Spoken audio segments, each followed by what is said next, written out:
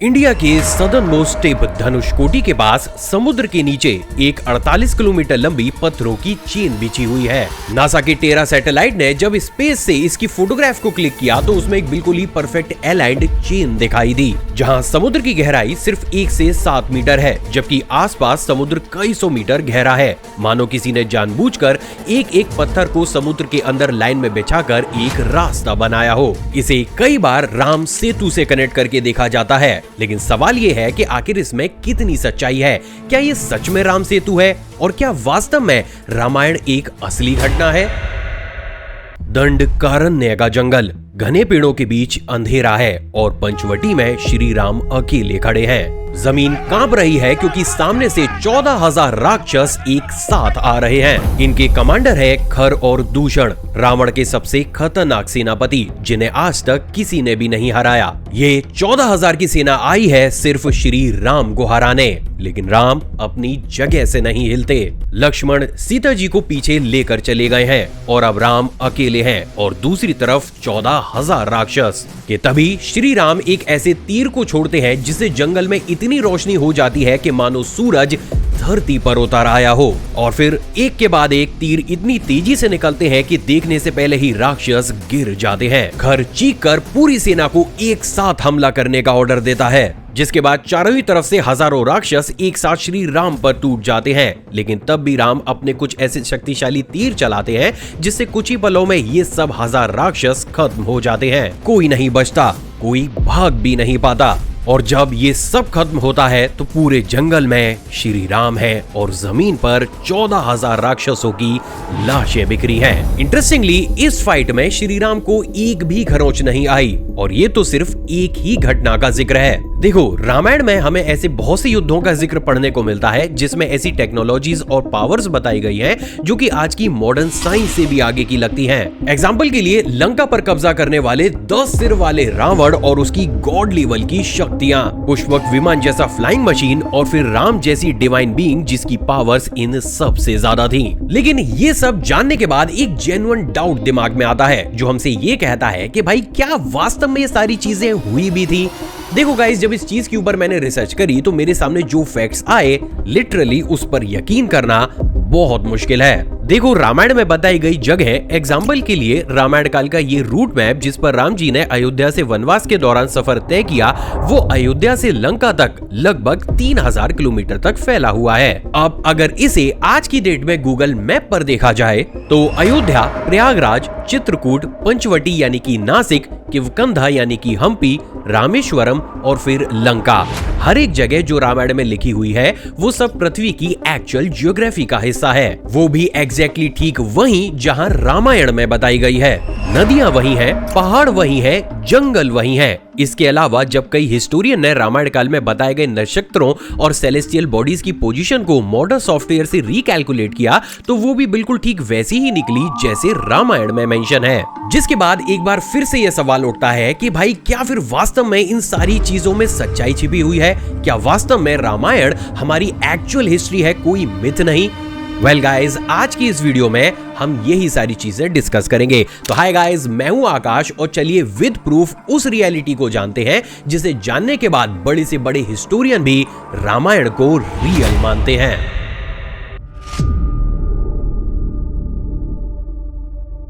देखो, रामायण को लिखा था महर्षि वाल्मीकि ने, वो भी संस्कृत में, और इसमें 24,000 श्लोक थे और स्कॉलर्स ये मानते हैं कि इसका सबसे पुराना हिस्सा अप्रोक्सीमेटली 7th से 4th सेंचुरी BCE में लिखा गया था।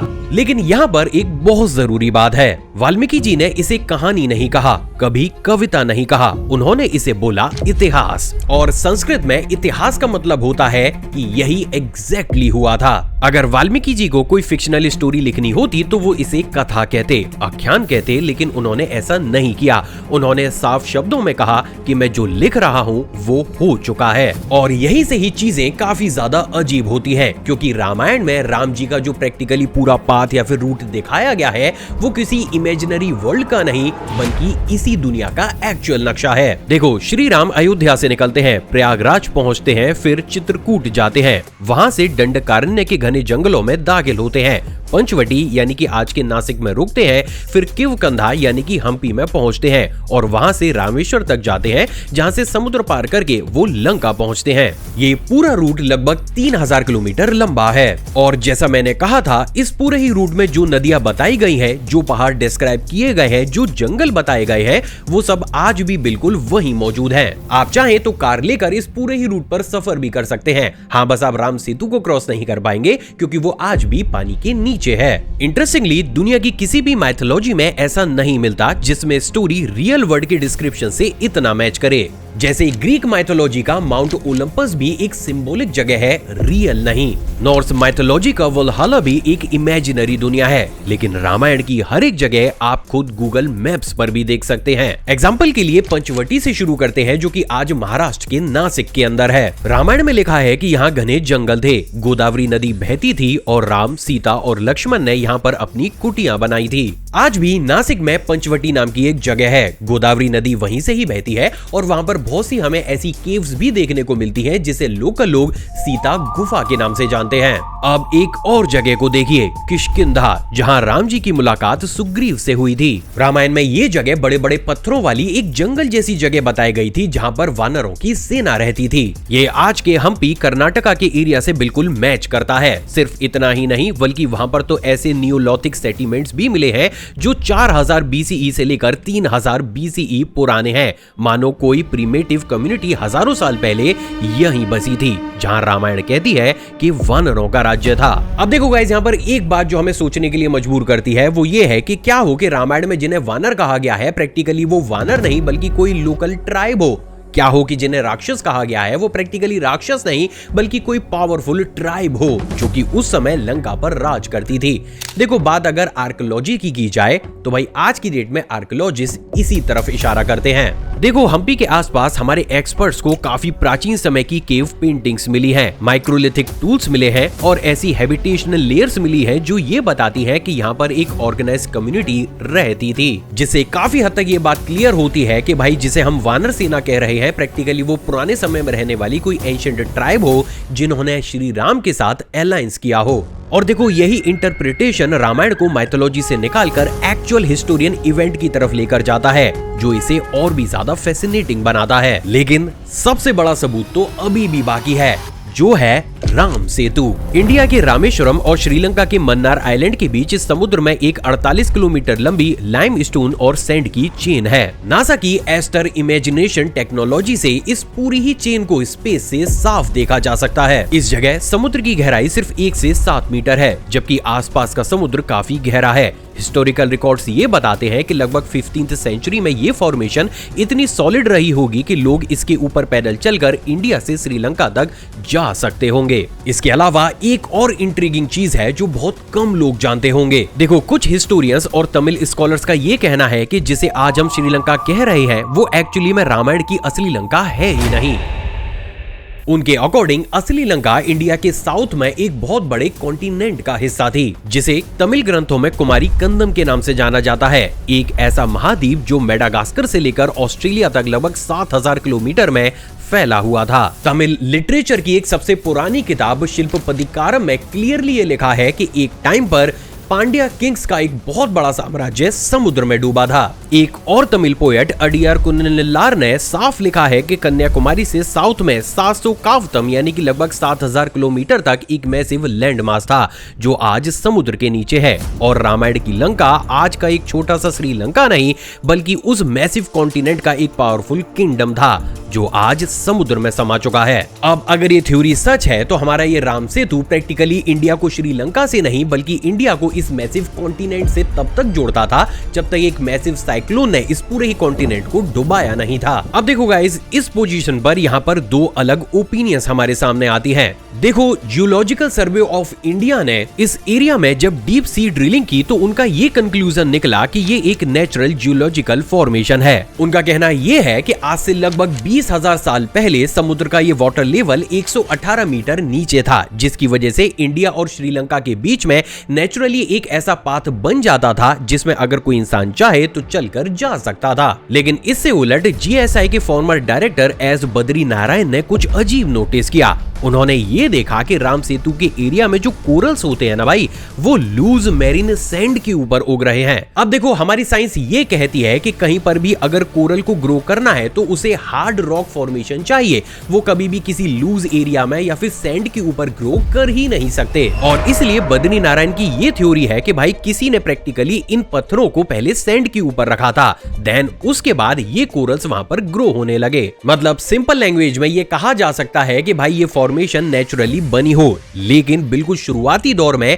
किसी ने आर्टिफिशियल तरीके से इसके फाउंडेशन को रखा था, और ये थ्योरी आज तक रिजेक्ट नहीं हुई है। एक और बात जो इसे और ज्यादा मिस्टीरियस बनाती है वो है रामेश्वरम में पाई जाने वाली ऐसी चट्टानें जो कि पानी के ऊपर तैरती रहती हैं, जिन्हें इस राम सेतु फॉर्मेशन का एक बहुत बड़ा हिस्सा बताया जाता है। ये पत्थर पानी में डालो तो डूबते नहीं बल्कि तैरते रहते हैं। साइंस इसे पमिस कहती है, जो वोल्केनिक रॉक होती है और इसमें छोटे छोटे ऐसे एयर पॉकेट्स होते हैं जिसकी वजह से ये पानी में तैरते रहते हैं। लेकिन यहाँ पर एक सवाल है, रामेश्वरम के आसपास कोई भी वोल्केनो नहीं है, तो अगर वोल्केनो नहीं है तो प्रैक्टिकली ये वोल्केनिक रॉक या स्ट्रक्चर यहाँ पर आया कैसे? कुछ जियोलॉजिस्ट ये कहते हैं कि ओशियन करेंट्स के जरिए इंडोनेशिया से ये वोल्केनिक रीजन से बहकर यहाँ पर आए होंगे, लेकिन लोकल ट्रेडिशन आज भी इन्हें उन्हीं पत्थरों से जोड़कर देखते हैं जिन्हें श्री राम जी की शक्तियों ने समुद्र के ऊपर तैरने की क्वालिटीज दी थी। तो सवाल ये है कि क्या ये फिर सिर्फ कोइंसिडेंस है या फिर कहानी इससे भी ज्यादा गहरी है?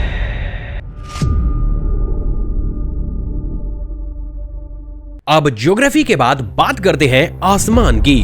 रामायण में कई जगह ग्रहों और नक्षत्रों की पोजीशंस डिस्क्राइब की गई हैं। रिसर्चर पुलकिश भटनागर ने मॉडर्न प्लेनेटरी सॉफ्टवेयर का यूज करके जब इन सेलेस्टियल डिस्क्रिप्शंस को एनालाइज किया तो उनकी कैलकुलेशन के मुताबिक राम जी का जन्म अप्रोक्सीमेटली 5114 BCE के चैत्र मंथ की नवमी को हुआ था। लेकिन एक और रिसर्चर नीलेश ओक ने इससे भी आगे जाकर रामायण में बताई गई 600 से भी ज्यादा एस्ट्रोनॉमिकल रेफरेंसेस को ट्रैक डाउन किया, जिसमें उन्होंने ये कैलकुलेट किया कि रामायण के इवेंट्स अप्रोक्सीमेटली 12209 BCE में हुए थे, मतलब आज से लगभग 14000 साल पहले। ये डेट इजिप्टियन पिरामिड से भी कई हजार साल पुरानी है। और सबसे हैरान करने वाली बात यह है कि जब उन्होंने उस समय का स्काई चार्ट रिक्रिएट किया तो सोलस्टिसेस, प्लेनेटरी अलाइनमेंट्स, लूनर फेसेस सब कुछ रामायण के डिस्क्रिप्शन से मैच कर रहे थे। लेकिन यहीं पर मेन स्ट्रीम हिस्टोरियंस एक सवाल भी उठाते हैं जो प्रैक्टिकली जेन्युइन है। उनका ये कहना है कि 12000 BCE या फिर 5000 BCE में इतनी एडवांस सिविलाइजेशन कैसे हो सकती है? प्रैक्टिकली उस दौर में तो इंसान अभी हंटिंग और गैदरिंग कर रहे थे, हम पर तो आयरन वेपन्स भी नहीं थे, कॉम्प्लेक्स चैरियट्स भी नहीं थे, और रामायण में जो टेक्नोलॉजी डिस्क्राइब की गई है जैसे कि पुष्पक विमान, लंका की गोल्डन वॉल्स, एडवांस वेपन्स, ये सब उस टाइम पीरियड से मैच नहीं करते। कुछ स्कॉलर्स ये मानते हैं कि भाई एस्ट्रोनॉमिकल डेट्स तो सही हैं, लेकिन आगे आने वाले समय में जब राइटर्स ने इन सारी चीजों को अपने हिसाब से रिक्रिएट किया तो उन्होंने उस समय की मॉडर्न टेक्नोलॉजी या फिर थॉट्स को भी इस पूरे सिनेरियो में ऐड कर दिया। यानी कि कोर इवेंट्स पुराने हो सकते हैं लेकिन उनमें डिटेलिंग बाद में ऐड की गई हो। और अब एक ऐसा सबूत जिसके बारे में ज्यादातर लोग नहीं जानते, और वो ये है दोस्तों कि रामायण देखो सिर्फ इंडिया तक ही सीमित नहीं है। देखो थाईलैंड में इसे रामाकिन कहते हैं और यहाँ की पुरानी राजधानी का नाम अयुथाया रखा गया था जो सीधा अयोध्या से लिया गया है। कंबोडिया में इसे रियमकर कहा जाता है और अंगकोर वाट टेम्पल की दीवारों पर लंका की लड़ाई के दृश्य आज भी उकेरे दिखते हैं। इंडोनेशिया में इसे काकाविन रामायण कहते हैं। म्यांमार में इसे यामाजाट डॉव के नाम से जाना जाता है और लाओस में फ्री लक फ्री राम के नाम से। यानी कि इन शॉर्ट दुनिया के 7 अलग अलग कंट्रीज में 7 अलग अलग रामायण के वर्जन्स अवेलेबल हैं। अब सोचने वाली बात यह है कि ये माइथोलॉजी इतने सारे अलग अलग देशों में, अलग अलग कल्चर में, अलग अलग रीजन्स में कैसे पहुंची। बुद्धिज्म, जैनिज्म और यहाँ तक कि सदर्न एशिया के उन देशों में भी जहाँ बाद में इस्लाम आया, वहाँ भी रामायण की कहानियां कल्चरल मेमोरी में जिंदा रहीं। देखो ये तभी हो सकता है जब इस कहानी के पीछे कोई एक्चुअल हिस्टोरियन इवेंट या फिर ऐसा पावरफुल कल्चर रहा हो जिसे आगे आने वाले समय में अलग अलग देशों के अलग अलग कल्चर ने ना सिर्फ अपनाया बल्कि उसे कोर भी समझा। इसके बाद श्रीलंका की बात करें तो वहाँ तो रामायण के सबूत और भी डायरेक्टली मिलते हैं। श्रीलंका में एक जगह है जिसे कहा जाता है सीता एलिया। लोकल ट्रेडिशन के मुताबिक यहीं पर रावण ने सीता जी को रखा था। इस एरिया की एक और इंटरेस्टिंग बात है कि यहाँ के जितने भी प्लांट्स या फिर फ्लोरा हैं वो बाकी की श्रीलंका की ज्योग्राफी से बिल्कुल भी मैच नहीं करते। हालांकि ऐसा क्यों है ये अभी तक कंफर्म नहीं हो पाया है। इसके अलावा श्रीलंका में रावण फॉल्स नाम का वाटरफॉल भी है। रावण केव्स और यूसोगोडा नाम की एक ऐसी जगह भी है जहाँ की जमीन में अनयूजुअल बर्न मार्क्स हैं। इस जगह को लोकल्स रावण के पुष्पक विमान की लैंडिंग साइट मानते हैं। साइंस इन बर्न मार्क्स को नेचुरल मिनरल ऑक्सीडेशन से जोड़ती है, लेकिन ये सोचने वाली बात जरूर है कि श्रीलंका के लोकल्स हजारों साल बाद भी इस जगह को रामायण से जोड़कर क्यों देखते आ रहे हैं। अब देखो गाइस, यहाँ पर एक बात बिल्कुल क्लियर करने वाली है, और वो ये है कि आज की डेट में भी इंटरनेट पर बहुत से ऐसे क्लेम्स मौजूद हैं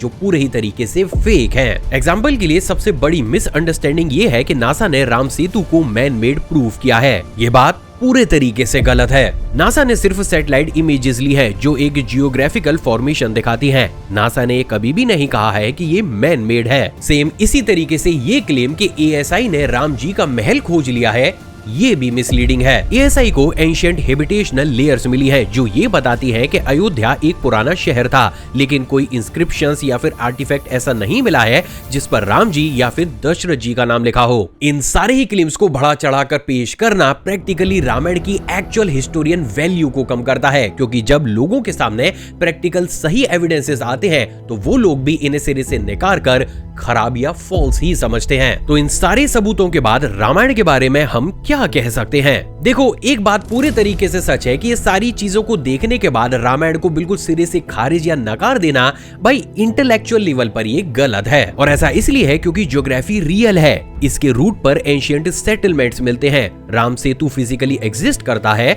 और इसके एस्ट्रोनॉमिकल डिस्क्रिप्शंस मॉडर्न सॉफ्टवेयर से वेरीफाई होते हैं, और ये दुनिया के 7 से ज्यादा कंट्रीज में इंडिपेंडेंटली सर्वाइव कर रही है। लेकिन ये बात भी सच है कि हमारे पास कोई ऐसा डेफिनेट सॉलिड एविडेंस नहीं है जो कि राम जी, लक्ष्मण जी या फिर सीता जी की एग्जिस्टेंस या फिर उनकी गॉड लाइक सुपर पावर्स के प्रूफ दे सके। कोई इंस्क्रिप्शन नहीं, कोई आर्टिफैक्ट नहीं जिस पर यह लिखा हो कि ये राम जी का था। और शायद इसी वजह से भी हम रामायण को मॉडर्न फोरेंसिक स्टैंडर्ड से जज कर रहे हैं, जबकि ये हजारों साल पुरानी सिविलाइजेशन की एक मेमोरी है। देखो, पुराने समय में हिस्ट्री को लिखने का तरीका आज से बिल्कुल ही अलग था। उस समय कोई न्यूज़पेपर नहीं थे, कोई कैमरास नहीं थे। लोग अपने पास्ट को कहानियों, श्लोकों और गीतों में एनकोड करके अगली जनरेशन तक पहुंचाते थे, और इस एक प्रोसेस में आगे आने वाले समय में बहुत सी चीजों को हटा दिया जाता था, जबकि बहुत सी चीजों को उसमें अपने आप ऐड कर दिया जाता था। शायद रामायण में भी जो डिवाइन वेपन्स हैं, जो मैजिकल पावर्स हैं, वो भी इसी तरीके से बाद में जोड़ी गई हो। लेकिन इसका कोर यानी कि एक राजा का अपनी पत्नी को बचाने के लिए दूसरे राजा से लड़ना, एक लंबा सफर तय करना, ट्राइबल कम्युनिटीज के साथ अलायंस बनाना, ये सब कुछ रियल हिस्टोरिकल इवेंट्स हो सकते हैं। और शायद रामायण की यही वो सबसे बड़ी ताकत है जो इस बात को प्रूव करती है कि प्रैक्टिकली ये चीज सच में हुई हो या फिर ना हुई हो, लेकिन इसने एक बहुत बड़ी सिविलाइजेशन को शेप किया है। राम जी का 14 साल का वनवास, सीता जी का सैक्रिफाइस, लक्ष्मण जी की लॉयल्टी, हनुमान जी की भक्ति, ये सब कॉन्सेप्ट हजारों सालों से करोड़ों भारतीयों की जिंदगी में वैल्यूज एस्टेब्लिश करते आ रहे हैं। पुराने समय में जब कोर्ट्स नहीं थे, कोई रिटन लॉज नहीं थे, तब भी लोग इन्हीं कहानियों को सच समझकर इन्हीं के आधार पर फैसला सुनाते थे। तो रामायण शायद एक हिस्टोरिकल घटना थी।